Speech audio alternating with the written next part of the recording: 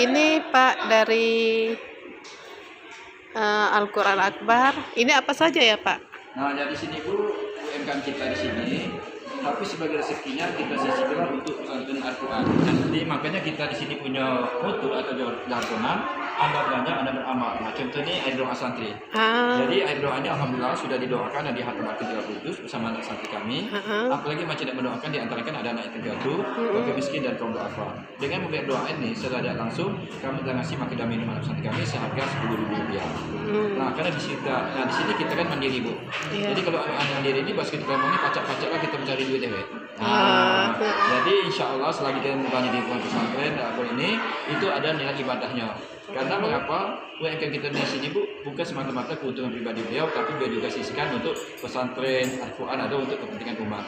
Contoh Bu di bawah itu dari parkir aja itu Bu itu satu sampai 10 saya ambil semuanya diserahkan dikelola untuk pesantren. Yang saya sewa di bawah itu Bu, yang sewa yang dari 1.500, 1.750 sampai 300 itu semuanya diserahkan untuk pesantren. Nah, jadi Ustadz itu Bu, karena ikat kita mandiri, dia berpikir bagaimana untuk biaya pesantren Al-Quran ini. Makanya Bu di sini dari pembangunan ini dari awal sampai sekarang itu benar dana pribadi beliau. Jadi pembangunan dana pribadi Ustadz Sopatila, aset tiket Ibu di Toket, dari Ibu Saudara kepada pengunjung dan dari UMKM kita di sini. Jadi makanya Bu di sini juga boleh buka travel haji dan umroh karena niatnya untuk menambah kemasukan di sini. Nah, makanya Ibu datang sini mungkin agak kaget mengapa datang sini naik turun naik. Memang ini awalnya rumah Bu. Di sini tidak dibilang museum. Kalau museum kan peninggalan sejarah, tetapi Ustadz membuat sejarah atau menciptakan sejarah. Makanya itu namanya baik Al-Quran Al-Akbar. Baik itu rumah Al-Quran apa itu besar. Rumah Al-Quran besar. Jadi ini awal ceritanya rumah kediaman pribadi beliau. Tapi inilah bentuk cintanya beliau kepada Al-Quran demi untuk umat Islam khusus kita di Palembang Sumatera Selatan mungkin pada umumnya bahasa Indonesia.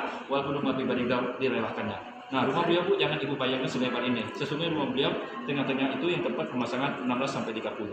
Jadi pembangunan ini bertahap Bu. Jadi pembangunan ini sesuai dengan turunannya Al-Quran itu, turunnya Al-Quran ini kepada Nabi Muhammad SAW pada Rasulullah itu berangsur-angsur. Jadi beliau membawa Al-Quran juga berangsur-angsur atau bertahap. Asik pembangunan beguyurnya. Beguyurnya. Ya. Jadi Bu Bertahap Al-Quran ini di sini dibuat dari tahun 2002 sampai 2009. Jadi berjumlah 315 keping kayu, semuanya ini terbuat dari kayu tembesu. Kalau di Jawa mungkin sekelas kayu jati. Tapi yang dihadapkan ini atau enggak sejarah dalam pembahasan kita di sini. Yang berbeda Bu, di sini tertulis tahun 2001. Jadi Ustadz Sopatila membawa Al-Fatihah ini pun modal awalnya apa? Mengembalikan cincin pernikahan istrinya. Karena awalnya beliau bukan orang kaya, bukan pejabat, juga bukan pengusaha. Jadi waktu itu beliau sempat berjualan pernah angkot, jualan tempe, jadi guru ngaji, ya, jualan kaligrafi di Desa Palembang. Tapi keberkahan dari pendengar Bu, siapa sangka dari jualan tempe, dari kena angkot, dari Ustadz ngajar ngaji dan sepeda, alhamdulillah pesantren, kemudian IDM, Tanzania, Arab Wakilan beliau. Nah, jadi memang Ustadz Ibu gaya kita Palembang, aku gaya kita Palembang dalam bentuk itu pas 9, biar butuh, yang penting penampilan.